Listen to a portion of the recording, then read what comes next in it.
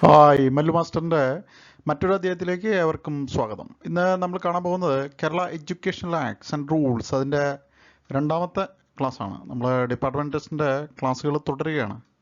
KERനെ കുറിച്ച് പറയുമ്പോൾ വളരെ ചെറിയ ഒരു ടെക്സ്റ്റ് ബുക്കാണത്, വളരെ കുറച്ച് കാര്യങ്ങളെ അതിനകത്തുള്ളൂ. അപ്പോൾ അതുകൊണ്ട് നമ്മൾ നോക്കിപ്പോകുന്ന ചോദ്യങ്ങൾ അങ്ങനെ തന്നെ നിങ്ങൾക്ക് പ്രതീക്ഷിക്കാവുന്നതാണ്. എന്നിരുന്നാലും ആകെ ഒരു കൺഫ്യൂഷനുള്ള ഒരു സെഗ്മെൻറ്റ് ഗവൺമെൻറ് സ്കൂളിലെ അധ്യാപകർക്ക് ഒരുപക്ഷെ എയ്ഡഡ് സ്കൂളിലെ കാര്യങ്ങളുമായിട്ട് അത്ര പരിചയം ഉണ്ടാവില്ല. അതുപോലെ എയ്ഡഡ് സ്കൂളിലെ കാര്യങ്ങൾ ഗവൺമെൻറ് സ്കൂളിലെ ടീച്ചേഴ്സിനും അത്ര പരിചയം ഉണ്ടാവില്ല. അതുമാത്രമാണ് ഇവിടെ ഒരു കൺഫ്യൂഷൻ്റെ കാര്യമുള്ളൂ. അപ്പോൾ അത് വീഡിയോ കൃത്യമായിട്ട് കേട്ട് കഴിഞ്ഞ് കഴിഞ്ഞാൽ നിങ്ങൾക്ക് ആ കൺഫ്യൂഷൻസൊക്കെ മാറും. അതുപോലെ ഇതിനകത്ത് ഉൾപ്പെടുത്തിയിരിക്കുന്ന ചോദ്യങ്ങളും ഈ പലവട്ടം ആവർത്തിച്ചിട്ടുള്ള ചോദ്യങ്ങളാണ്. ഞാൻ നേരത്തെ പറഞ്ഞ പോലെ നമ്മൾ നോക്കി പോകുന്ന ചോദ്യങ്ങൾ അങ്ങനെ തന്നെ നമുക്ക് പരീക്ഷയ്ക്കും പ്രതീക്ഷിക്കാവുന്നതാണ്. അപ്പോൾ എൻ്റെ ചാനൽ ആദ്യമായിട്ടാണെങ്കിൽ ഇതുവരെ സബ്സ്ക്രൈബ് ചെയ്തില്ലെങ്കിൽ ചാനൽ സബ്സ്ക്രൈബ് ചെയ്യുക.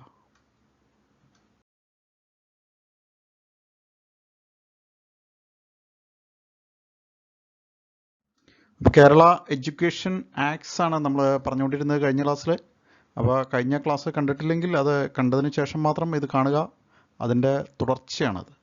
അപ്പോൾ നമ്മൾ 6ാമത്തെ ആക്റ്റാണ് പറഞ്ഞു നിർത്തിയത്. ഇനി 7ാമത്തെ ആക്ടിലേക്ക് നമ്മൾ കിടക്കുകയാണ്. Managers of schools. Aided school മാനേജേഴ്സിനെ കുറിച്ച് ഈ ആക്റ്റുകളിൽ വളരെ വ്യക്തമായിട്ട് കാര്യങ്ങൾ പറഞ്ഞിട്ടുണ്ട്.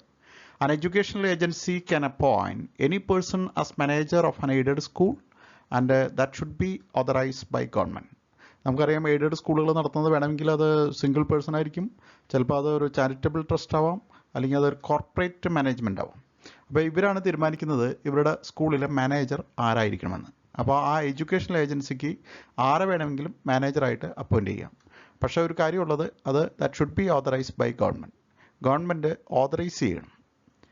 Manager shall be responsible for the conduct of the school in accordance with the acts and rules. മാനേജേഴ്സിനെ വെക്കുന്നത് മാനേജറാണ് സ്കൂളുകൾ കണ്ടക്ട് ചെയ്യുന്നത്. അദ്ദേഹമാണ് അവിടെ നമ്മൾ ഈ പറഞ്ഞ കേരള എഡ്യൂക്കേഷൻ ആക്ടിൻ്റെയും റൂളിൻ്റെയൊക്കെ പരിധിയിൽ നിന്നുകൊണ്ട് ആ സ്കൂളുകൾ കണ്ടക്ട് ചെയ്യാൻ റെസ്പോൺസിബിൾ ആയിട്ടുള്ള ഒരാൾ മാനേജറാണ്. പരീക്ഷ ചോദിക്കുന്ന ഒരു ചോദ്യമാണത്. Properties of school shall be in the possession and control of the manager and he maintains it properly. സ്കൂളിൻ്റെ എല്ലാ പ്രോപ്പർട്ടികളും ഈ മാനേജറുടെ അണ്ടറിലായിരിക്കും. അദ്ദേഹമാണത് പ്രോപ്പറായിട്ട് മെയിൻറ്റെയിൻ ചെയ്യേണ്ടത്. എന്ത് സാധനങ്ങളായാലും സ്കൂളിൻ്റെ ബെഞ്ചോ ഡെസ്കോ ഭൂമിയോ എല്ലാം ഈ മാനേജറാണത് നല്ല കൃത്യമായിട്ട് അത് മാനേജ് ചെയ്യേണ്ട ആൾ. It is a duty of manager to maintain the records and accounts of the school in the prescribed manner. ഇത് വളരെ പ്രധാനപ്പെട്ട ഒരു കാര്യമാണ്. സ്കൂളിൻ്റെ റെക്കോർഡ്സ് അതുപോലെ സ്കൂളിൻ്റെ അക്കൗണ്ട്സ് അത് സർക്കാർ നിശ്ചയിക്കുന്ന മാതൃകയിൽ മെയിൻറ്റെയിൻ ചെയ്യാനുള്ള ഉത്തരവാദിത്വവും മാനേജർക്കാണ്. No manager shall close down any school unless 1 year's notice expiring with the 31st May of any year has been given to concerned authority. ഇത് സ്കൂളുകൾ ക്ലോസ് ചെയ്യുന്നതിനെ കുറിച്ച് കേരള എഡ്യൂക്കേഷൻ ആക്ടിൽ വളരെ വ്യക്തമായി പറഞ്ഞിട്ടുണ്ട്. മാനേജർക്ക് തോന്നുന്ന സമയത്ത് അല്ലെങ്കിൽ ഈ കോർപ്പറേറ്റ് അതോറിറ്റിക്കോ അല്ലെങ്കിൽ എഡ്യൂക്കേഷണൽ ഏജൻസിക്കോ തോന്നുന്ന സമയത്ത് സ്കൂളുകൾ ക്ലോസ് ചെയ്യാൻ പറ്റില്ല. അതിനുള്ള പ്രൊസീജിയറാണ് പറഞ്ഞിരിക്കുന്നത്. 1 വർഷം മുമ്പ് ഏറ്റവും കുറഞ്ഞത് അതിനെ നോട്ടീസ് കൊടുക്കണം. മെയ് 31 വെച്ച് 1 വർഷം മുമ്പെങ്കിലും അതിനെ നോട്ടീസ് കൊടുത്തിരിക്കണം. അപ്പോൾ അടുത്ത മെയ് 31 സ്കൂൾ ക്ലോസ് ചെയ്യാൻ ആഗ്രഹിക്കുന്നുണ്ടെങ്കിൽ അതിന് മുമ്പ് 1 വർഷം മുമ്പ് നോട്ടീസ് കൊടുത്തിരിക്കണം സർക്കാരിന്. അപ്പോൾ സർക്കാർ അതിൻ്റെ വിവിധ വശങ്ങൾ പരിശോധിച്ച് സ്കൂൾ ഇപ്പോൾ ക്ലോസ് ചെയ്യാനുള്ള കാരണങ്ങളൊക്കെ പരിശോധിച്ച് അല്ലെങ്കിൽ അവിടെ പഠിച്ചുകൊണ്ടിരിക്കുന്ന കുട്ടികളുടെ ഭാവിയൊക്കെ നോക്കി ഒന്നിനെയും ബാധിക്കാത്ത രീതിയിൽ മാത്രമാണ് സർക്കാർ ഇതിന് അനുമതി കൊടുക്കുകയുള്ളൂ. സ്കൂൾ തുറക്കുന്നത് പോലെ തന്നെ സ്കൂൾ ക്ലോസ് ചെയ്യുന്നതും വളരെ സുദീർഘമായിട്ടുള്ള ഒരു പ്രൊസീജിയറാണ്. In case of closing a school, all records and accounts should be handed over to the concerned authority. Concerned authority ഇനി നമ്മൾ പറഞ്ഞു നേരത്തെ അങ്ങനെ നോട്ടീസ് കൊടുത്ത് സർക്കാർ അനുമതി കൊടുത്ത് സ്കൂൾ ക്ലോസ് ചെയ്യുകയാണെന്ന് വിചാരിക്കുക. അപ്പോൾ അത്തരം സന്ദർഭങ്ങളിൽ സ്കൂളിൻ്റെ റെക്കോർഡ്സും അക്കൗണ്ട്സും ഒക്കെ കൺസേൺഡ് അതോറിറ്റിക്ക് കൈമാറണം എന്ന് പറയുന്നത്, ഈ കൺസേൺഡ് അതോറിറ്റി എന്ന് പറയുന്നത് ഞാൻ നേരത്തെ മെൻഷൻ ചെയ്തതാണ്. നമ്മൾ LP സ്കൂളുകളാണെങ്കിൽ അതിൻ്റെ അതോറിറ്റി നമുക്കറിയാം AEO ആണ്. മറിച്ച് നമ്മൾ ഹൈസ്കൂളിലേക്ക് എത്തുമ്പോൾ അതിൻ്റെ അതോറിറ്റി എന്ന് പറയുന്നത് DD ആണ്, ഡെപ്യൂട്ടി ഡയറക്ടർ. ഹയർ സെക്കൻഡറിയിലേക്ക് വരുമ്പോൾ അതറിയാം DG ആണ്, ഡയറക്ടർ ഓഫ് ജനറൽ എഡ്യൂക്കേഷൻ. അതാണ് ആ അതോറിറ്റി മാറും. അപ്പോൾ നമ്മൾ ക്ലോസ് ചെയ്യുന്ന സ്കൂൾ ഏതാണോ അതിനനുസരിച്ചിട്ടാണ് ഇത് ഹാൻഡ് ഓവർ ചെയ്യേണ്ട അതോറിറ്റിയും മാറും. അപ്പോൾ എങ്ങനെയാലും സ്കൂൾ ക്ലോസ് ചെയ്ത് കഴിഞ്ഞാൽ അതിൻ്റെ റെക്കോർഡ്സും അക്കൗണ്ട്സും ഹാൻഡ് ഓവർ ചെയ്യേണ്ടതാണ്. If any manager violates the rules under this act, he should be fined and the interference of courts shall be only with the sanction of government. അപ്പോൾ ഇത്തരം സന്ദർഭങ്ങളിൽ മാനേജർമാർ ഏതെങ്കിലും റൂള് വയലേറ്റ് ചെയ്ത് കഴിഞ്ഞാൽ അദ്ദേഹത്തിന് ഫൈൻ ലഭിക്കും. അതുപോലെ ഇവിടെ ഇൻ്റർഫറൻസ് ഓഫ് കോർട്സ് എന്ന് പറയുന്നത് കോടതികളുടെ ഇടപെടലുകൾ ഇത് സർക്കാരിൻ്റെ അനുമതിയോടുകൂടി മാത്രമാണ്. ഈ സ്കൂളുകളുടെ കേസിൽ അങ്ങനെ ഒരു പ്രത്യേകതയുണ്ട്. ഇനി act number 8 recovery of amounts due from manager. Any amount due to government from managers will be recovered or any salary or arrears payable to a teacher by the manager also recovered. അപ്പോൾ ഇത്തരം സന്ദർഭങ്ങളിൽ എന്തെങ്കിലും amount managers കൊടുക്കാനുണ്ടെങ്കിൽ സർക്കാരിലേക്ക് കൊടുക്കാനുണ്ടെങ്കിൽ അത് recovery നടത്തുന്നതായിരിക്കും. അതുപോലെ ഏതെങ്കിലും ടീച്ചേഴ്സിൻ്റെ സാലറിയോ അരിയറോ എന്തെങ്കിലും അദ്ദേഹം മാനേജർ തടഞ്ഞു വെച്ചിട്ടുണ്ടെങ്കിൽ അല്ലെങ്കിൽ കൊടുക്കാനുണ്ടെങ്കിൽ അതും റിക്കവർ ചെയ്യുന്നതായിരിക്കും. All fees and other dues other than special fees collected from the students in an aided school should be handed over to government. അപ്പോൾ ഇവിടെ എയ്ഡഡ് സ്കൂളുകളിൽ കുട്ടികളിൽ നിന്ന് പിരിക്കുന്ന സ്പെഷ്യൽ ഫീസ് ഇത് എന്തെങ്കിലും തരത്തിൽ കുട്ടികളിൽ നിന്ന് എന്തെങ്കിലും എമൗണ്ട്സ് കളക്ട് ചെയ്തിട്ടുണ്ടെങ്കിൽ എന്ത് ചെയ്യണം, അത് ഗവൺമെൻറ്റിലേക്ക് ഹാൻഡ് ഓവർ ചെയ്യേണ്ടതാണ്. Act number 9 Salary of teachers and grants to aided school. Government shall pay the salary of all teachers in aided schools direct or through the headmaster or vice principal of the school. ഇവർക്ക് ശമ്പളം കൊടുക്കുന്നതാണ്. ഇത് എപ്പോഴും പരീക്ഷയ്ക്ക് ചോദിക്കുന്ന ഒരു segment ആണ് കേട്ടോ.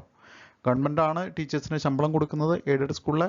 പക്ഷെ ഇത് കൊടുക്കുന്നത് HM വഴിയായിട്ടാണ്. HM ആണ് പോയി ശമ്പളം വാങ്ങിക്കൊണ്ടെന്ന് അത് ടീച്ചേഴ്സിന് കൊടുക്കുന്നത്. ഇപ്പോൾ നമുക്കറിയാം ഹെഡ് മാസ്റ്റർ എന്ന് പറയുന്ന തസ്തിക ഒക്കെ റീനെയിം ചെയ്യാനുള്ള ഒരു കാലഘട്ടത്തിലാണ് നമ്മൾ പോകുന്നത്. ഇനി വൈസ് പ്രിൻസിപ്പൽ എന്നൊക്കെ റീനെയിം ചെയ്യുമെന്ന് പറയപ്പെടുന്നു. അതിനുള്ള നടപടികളൊക്കെ പുരോഗമിക്കുകയാണ്. അതാണ് ഓർ വൈസ് പ്രിൻസിപ്പൽ എന്ന് കൊടുത്തിരിക്കുന്നത്. സാധാരണ രീതിയിൽ ഈ ചോദ്യം ചോദിക്കാറുണ്ട്, എയ്ഡഡ് സ്കൂളിലെ ടീച്ചേഴ്സിന് ആരാണ് സാലറി കൊടുക്കുന്നത്. നമ്മൾ സാധാരണ വിചാരിക്കുന്നത് സർക്കാർ ട്രഷറി അതല്ല ഉദ്ദേശിക്കുന്നത്, ത്രൂ HM ആണ് അവർക്ക് സാലറി കൊടുക്കുന്നത്. Salary of the non-teaching staff also paid by government. Government may pay the maintenance grant also to the manager. അതുപോലെ ആ എയ്ഡഡ് സ്കൂളുകളിലെ നോൺ ടീച്ചിങ് സ്റ്റാഫിനും ശമ്പളം കൊടുക്കുന്നത് ഗവൺമെൻറ് തന്നെയാണ്. അതുപോലെ എയ്ഡഡ് സ്കൂളുകൾക്കും ഈ ആനുവൽ മെയിൻ്റനൻസ് ഗ്രാൻഡ് കൊടുക്കാറുണ്ട്. അത് മാനേജർക്കാണ് കൊടുക്കുന്നത്. Act number 10 government prescribes the qualification of teachers in government and private schools. അതും നമ്മൾ ശ്രദ്ധിക്കണം. ഇവിടെ സ്കൂളുകൾ നടത്തുന്നത് അല്ലെങ്കിൽ സ്കൂളുകൾ ആരംഭിക്കുന്നത് എഡ്യൂക്കേഷൻ ഏജൻസി ആണെങ്കിലും അവിടെയുള്ള ടീച്ചേഴ്സിൻ്റെ ക്വാളിഫിക്കേഷൻ പ്രിസ്ക്രൈബ് ചെയ്തിരിക്കുന്നത് ഗവൺമെൻറ്റാണ്. ഗവൺമെൻറ് നിശ്ചയിക്കുന്ന യോഗ്യതയുള്ളവരെ മാത്രമേ അവിടെ നിയമിക്കാവൂ. അത് ഗവൺമെൻറ് സ്കൂളിലായാലും പ്രൈവറ്റ് സ്കൂളിലായാലും. ആക്ട് 10A ഇത് പിന്നീട് നമ്മൾ മോഡിഫിക്കേഷൻസ് വരുത്തുന്നതാണ്. നമ്മൾ ABC എന്നൊക്കെ കാണുന്നത്. ഇപ്പോൾ 10ൽ വരുത്തിയേക്കുന്ന മോഡിഫിക്കേഷനാണ് temporary appointment of teachers. The local authority may make temporary appointment to any temporary vacancy of a teacher in any school under its management through employment exchange. Employment exchange ൽ നിന്ന് temporary appointments ടീച്ചേഴ്സിൻ്റെ നടത്താറുണ്ട്. Such appointments are done until vacation or up to a new appointment. ഒരു പുതിയ teacher charge എടുക്കുന്നവരായിരിക്കും അത്തരം നിയമനങ്ങൾ തുടരുന്നത്. അതല്ലെങ്കിൽ തൊട്ടടുത്ത വെക്കേഷൻ വരെയായിരിക്കും അവരുടെ കാലാവധി. അതുപോലെ act number 11 appointment of teachers in aided schools are done by managers of such schools. നമ്മൾ പറഞ്ഞു ഈ എയ്ഡഡ് സ്കൂളുകളിൽ ആരാണ് ടീച്ചേഴ്സിനെ അപ്പോയിൻറ്റ് ചെയ്യുന്നത്. അപ്പോൾ അത് മാനേജേഴ്സാണ് ചെയ്യുന്നത്. എന്നിരുന്നാലും അതിന് വളരെ നിയതമായ മാർഗ്ഗനിർദ്ദേശങ്ങളുണ്ട്. അവരുടെ ക്വാളിഫിക്കേഷൻ സംബന്ധിച്ച് നമ്മൾ കണ്ടു. അതെല്ലാം നിശ്ചയിക്കുന്നത് സർക്കാരാണ്. മാനേജേഴ്സാണ് അപ്പോയിൻറ്റ് ചെയ്യുന്നതെങ്കിലും അവരുടെ ക്വാളിഫിക്കേഷനും കാര്യങ്ങളൊക്കെ നിശ്ചയിക്കുന്നത് സർക്കാരാണ്. അപ്പോൾ ആ മാനദണ്ഡങ്ങൾക്കനുസരിച്ച് മാനേജർ അപ്പോയിൻറ്റ് ചെയ്യുന്നു എന്നാണ് അതിൻ്റെ meaning. Act number 12 conditions of service of aided school teachers. All these are prescribed by government. No teacher of an aided school shall be dismissed, removed or reduced in rank by the manager without the previous sanction of the concerned authority. അതും ശ്രദ്ധിക്കേണ്ട ഒരു പോയിന്റാണ്. ടീച്ചേഴ്സിൻ്റെ സേവന വേതന വ്യവസ്ഥകളെ കുറിച്ചാണ് ഈ act പറയുന്നത്. അതായത് എയ്ഡഡ് സ്കൂളിലെ ടീച്ചേഴ്സിന് അതായത് മാനേജർക്ക് ഒത്തിരി അധികാരങ്ങളുണ്ട്. അവർ അപ്പോയിൻറ്റ് ചെയ്യുന്നത് മാനേജറാണല്ലോ. എന്നിരുന്നാലും ഒരു ടീച്ചറെ ഡിസ്മിസ് ചെയ്യാനോ അല്ലെങ്കിൽ നീക്കം ചെയ്യാനോ അല്ലെങ്കിൽ ആ ടീച്ചറുടെ റാങ്ക് കുറയ്ക്കാനോ എന്ന് പറഞ്ഞാൽ അവരെ ഡീപ്രൊമോട്ട് ചെയ്യുക. ഇപ്പോൾ ഹൈസ്കൂളിലുള്ള ടീച്ചറെ LP സ്കൂളിലേക്ക് പറഞ്ഞയക്കുക. അപ്പോൾ അത്തരം കാര്യങ്ങളൊന്നും ചെയ്യാനായിട്ട് മാനേജർക്ക് പൂർണ്ണമായ അധികാരമില്ല. അപ്പോൾ അത്തരം കാര്യങ്ങൾ എന്തെങ്കിലും ചെയ്യണമെങ്കിൽ എന്ത് വേണം, അവിടെ കൺസേൺഡ് അതോറിറ്റിയുടെ പ്രീവിയസ് സാങ്ഷൻ വേണം. അത് ഞാൻ നേരത്തെ പറഞ്ഞല്ലോ, LP സ്കൂളാണെങ്കിൽ AEOയുടെ സാങ്ഷൻ വേണം. അല്ലെങ്കിൽ ഹൈസ്കൂളിലേക്ക് വരുമ്പോൾ അതിന് DDയുടെ സാങ്ഷൻ വേണം. അതാണ് നമ്മൾ കൺസേൺഡ് അതോറിറ്റി എന്നുകൊണ്ട് ഉദ്ദേശിക്കുന്നത്. അപ്പോൾ മാനേജർക്ക് ഒറ്റയ്ക്ക് ഇത്തരം കാര്യങ്ങളിലൊന്നും തീരുമാനം പറ്റില്ല. അപ്പോൾ ഒരു മാനേജർ വിചാരിച്ചു കഴിഞ്ഞാൽ ഇത്തരം കാര്യങ്ങളൊന്നും ചെയ്യാനും പറ്റത്തില്ല പെട്ടെന്ന്.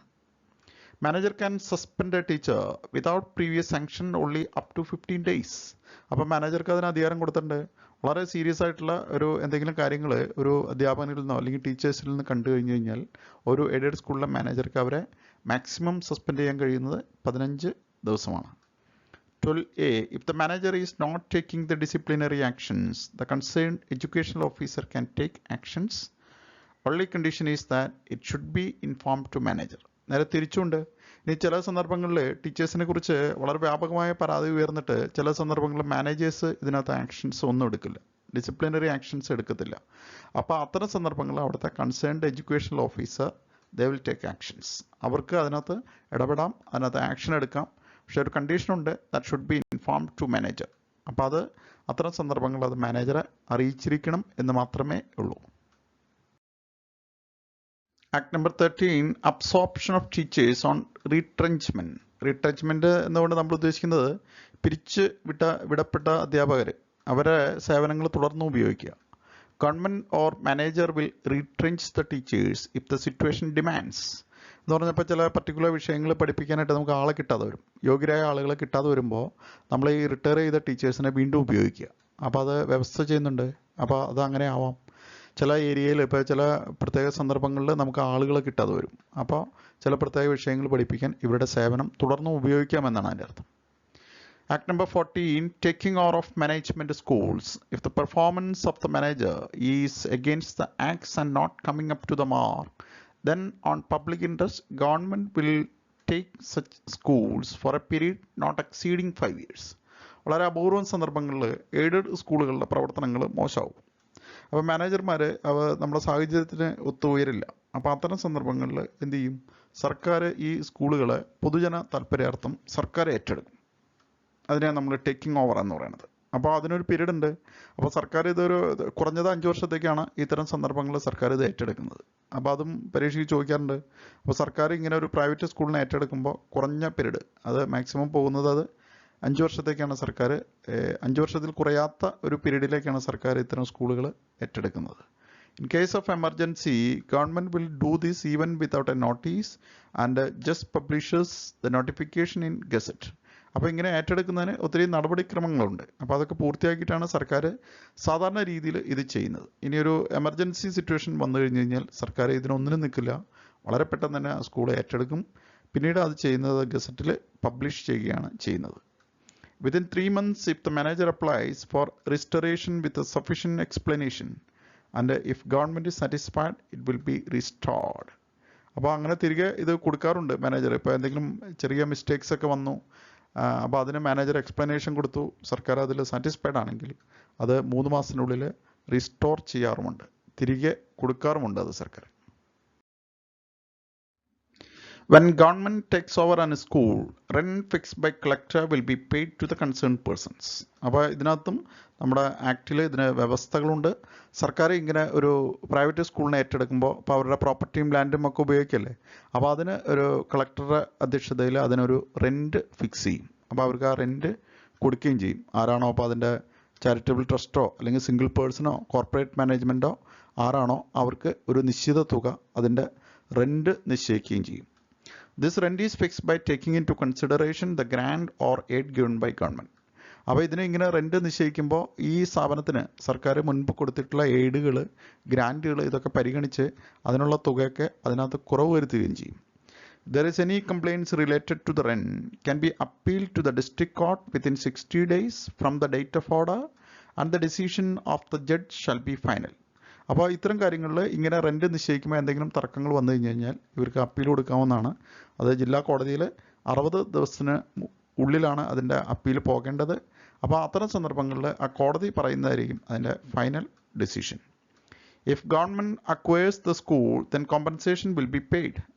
Nothing in this section shall apply to minority schools എന്ന് പറഞ്ഞു കഴിഞ്ഞാൽ, അപ്പോൾ ഇങ്ങനെ സർക്കാർ ആരെങ്കിലും പ്രോപ്പർട്ടി വസ്തുവകളും സ്കൂളും എല്ലാം കൂടി ഏറ്റെടുക്കുമ്പോൾ അതിന് കോമ്പൻസേഷൻ കൊടുക്കാറുണ്ട്. ഇനി ഈ സെക്ഷനിൽ ഈ ആക്ടിൻ്റെ അണ്ടറിൽ വരുന്ന ഈ കാര്യങ്ങൾ, ഈ ഏറ്റെടുക്കൽ, ഇത് ഒരിക്കലും മൈനോറിറ്റി സ്കൂളുകളെ ബാധിക്കാറില്ല. എന്ന് പറഞ്ഞാൽ ഒരു മൈനോറിറ്റി സ്കൂള് സർക്കാർ ഏറ്റെടുക്കാറില്ല. Act number 16. Government have the power to exempt immovable property from being taken over or acquired, especially a place of religious worship, and the government will pay no rent for this.